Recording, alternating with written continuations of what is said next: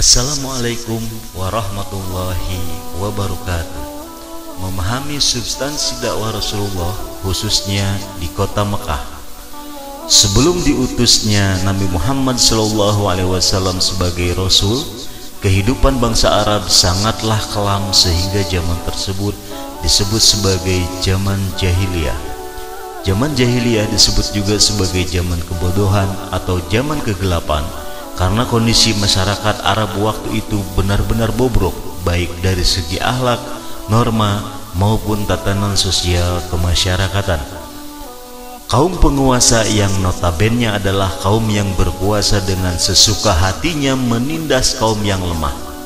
Tindakan kejahatan merajalela di mana-mana, terutama dialami oleh kaum wanita yang selalu menjadi korban tindakan kejahatan dan pelecehan.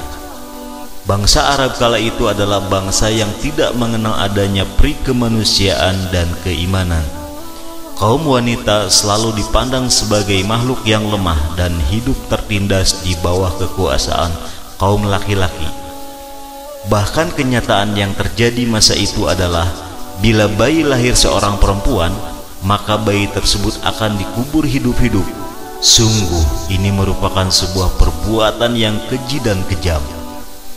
Melihat kenyataan yang demikian, Muhammad yang pada waktu itu belum diangkat oleh Allah Subhanahu wa Ta'ala menjadi seorang nabi dan rasul, berhalwat atau menyepi di sebuah gua yang bernama Gua Hiro yang terletak di Jabal Nur di sebelah utara kota Mekah. Ketika beliau sedang berhalwat, itulah pada suatu malam beliau didatangi oleh malaikat Jibril yang diutus oleh Allah Subhanahu wa Ta'ala untuk menyampaikan wahyu yang pertama. Dan ketika beliau telah berusia 40 tahun, maka Allah Subhanahu wa Ta'ala mengutusnya menjadi Rasul sebagai rahmat bagi sekalian alam.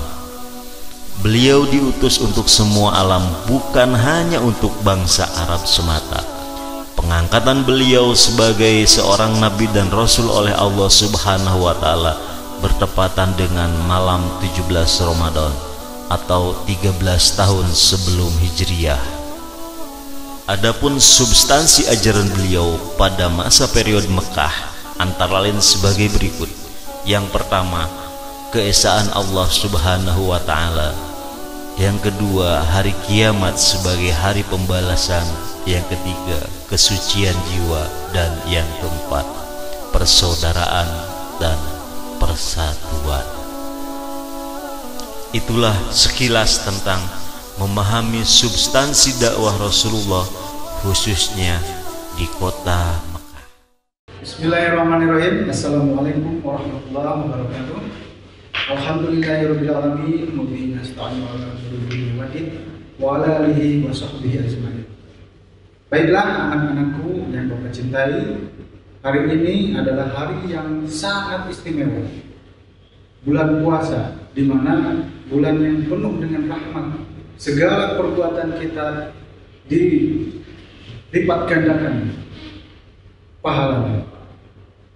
Salawat serta salam marilah kita curah limpahkan kepada junjungan kita Nabi besar Muhammad SAW, dan semoga tetap ada dalam lindungan Allah Subhanahu wa Ta'ala, terutama bagi anak-anakku sekalian, anak-anak Bapak yang Bapak cintai. Tetap lindungi diri kalian dari virus-virus yang mematikan ini. Tetap jaga jarak, cuci tangan, kemudian jangan lupa kalian terus tetap berusaha untuk menjaga sistem imunitas kalian. Baiklah, kali ini Bapak akan menyampaikan insya Allah tentang materi substansi dakwah Nabi Muhammad Rasulullah SAW di Mekah dan di Madinah. Seperti yang telah kita ketahui bahwa Nabi Muhammad itu adalah Nabi teladan, Nabi yang sangat dipuja-puja oleh seluruh umatnya. Nabi Muhammad adalah Nabi yang sangat mencintai Rasul, mencintai umat-umat yang lainnya, mencintai agama-agama yang lainnya dengan melalui akhlakul karimah. Substansi, apa itu substansi? Substansi itu adalah isi dakwah Nabi Muhammad ketika di Mekah dan juga ketika di Madinah. Isi dari dakwah Nabi Muhammad di Mekah, yakni ada 2 poin. Poin yang pertama yakni tentang mengajak kepada tauhid, dan kemudian yang kedua adalah memberikan akhlakul karimah yang baik, memberikan contoh akhlakul karimah yang baik. Oke lah, kalau begitu yang pertama adalah mengajak kepada tauhid atau jalan esa, jalan keesaan yang satu. Siapa itu? Adalah Allah Subhanahu wa Ta'ala. Apa itu tauhid? Tauhid itu adalah bagaimana kita mengesakan, menghambakan diri kepada Allah Subhanahu wa Ta'ala, tidak dengan menghambakan yang lainnya seperti menyembah berhala, menyembah patung-patung yang lainnya. Nah, apakah ada relevansinya ketika ada penyembahan berhala di zaman sekarang? Ada. Apa itu? Kalau dahulu orang-orang terdahulu itu menyembah berhala, itu menyekutukan Tuhan itu dengan menyembah berhala. Kalau sekarang tentu pasti lebih banyak orang-orang yang menyekutukan Allah. Dengan cara apa? Yang pertama, dengan kelalaian manusia terhadap teknologi. Nah, itu sama dengan apa? Menyekutukan Allah. Kemudian yang kedua, tidak serta-merta mengingat Allah Subhanahu wa Ta'ala dengan seksama, dengan penuh dengan penuh paripurna, gitu ya. Paripurna itu secara menyeluruh untuk menyembahkan, mengesahkan diri kepada Allah Subhanahu wa Ta'ala. Begitulah. Nah, kemudian apa sih cara untuk supaya tauhid kita tetap dalam lindungan Allah Subhanahu wa Ta'ala? Yaitu caranya dengan cara kita tetap terus berbuat baik. Meskipun itu dilecehkan oleh orang lain, tetap terus berbuat baik. Insya Allah tauhid kalian akan senantiasa kuat dalam hati kalian. Kemudian yang kedua, Rasulullah itu memberikan isi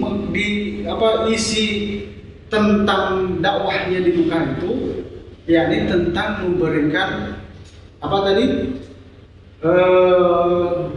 contoh yang baik ataupun akhlak yang baik. Seperti halnya dalam hadis dikatakan, innama bu'istu liutamima makarimal akhlak. Sesungguhnya aku diutus ke dunia ini untuk menyempurnakan akhlak. Begitu. Nah, Rasulullah pada zaman hidupnya ketika di Mekah, beliau berdakwah selama 13 tahun di Mekah. Kemudian berdakwah di Madinah selama 10 tahun. Nah, berarti totalnya itu adalah 23 tahun. Nah, isi yang paling utama berdakwah di Mekah itu adalah ada 2 poin itu, yakni menjalankan tauhid, mengajak kepada tauhid. Tauhid itu mengajak kepada keesaan Allah Subhanahu wa Ta'ala. Kemudian yang kedua, mengajak kepada kaumnya untuk berakhlak yang baik, menghormati sesama, menghormati kaum-kaum yang tidak seagama pun dia sangat dihargai, sangat dihormati. Kemudian tentang dakwah Nabi Muhammad, isinya yang di Madinah itu adalah yang pertama, substansi dakwah Nabi Muhammad di Madinah itu tentang mengajak kaum muhajirin dan ansor itu untuk menjadikan suatu kota yang Madani itu sempurna dari semuanya, dari pendidikannya, dari akhlakul karimahnya, dari keimanannya, dari keesaannya, semuanya. Beliau memberikan keesaan, memberikan teladan yang baik, memberikan teladan yang sempurna kepada kaum Muhajirin dan Ansor. Bahkan waktu itu kaum Muhajirin dan Ansor sempat memberikan sambutan yang sangat luar biasa. Bahkan sampai sekarang syairnya itu masih teringat. Yakni syairnya tentang Tola'al badru alaina, telah datang Rasul kepada kita. Nah, seperti itu ya. Tola'al badru alaina min syaniyatil wada. Nah, seperti itu. Nah, itu adalah sambutan dari kaum Muhajirin dan Ansor terhadap Nabi Muhammad. Refleksi orang-orang Muhajirin dan Ansor itu refleksi yang sangat bahagia karena telah datang Rasul yang sangat menggembirakan, sangat memberikan contoh yang sangat baik. Oke, kalau begitu mudah-mudahan penjelasan Bapak sekilas tadi mendapat manfaat dari apa yang telah Bapak sampaikan. Kemudian kalian boleh dicek, nanti ada soal-soal yang akan Bapak kirimkan kepada kalian.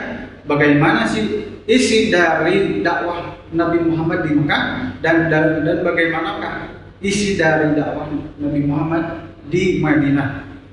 Oke, baik.